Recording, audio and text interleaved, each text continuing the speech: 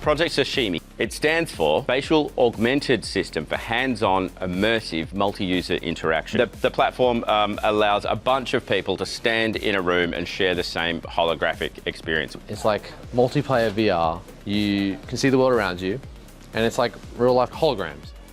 It's a shared experience, is what makes it fun, and the real kicker of it is that it broadcasts to another screen, so people outside of the VR, aren't wearing the VR headset, can see what's going on.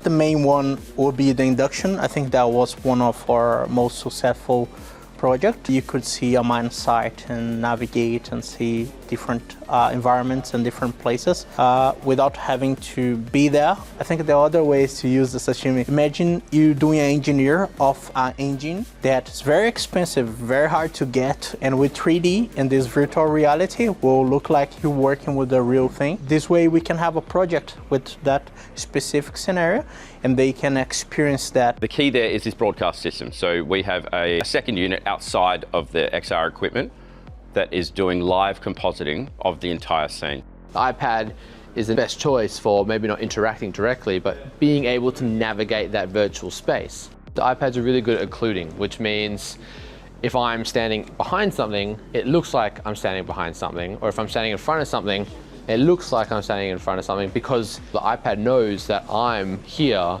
and it puts the virtual object behind me, which is really smart tech, and that's why we use iPads a lot for that.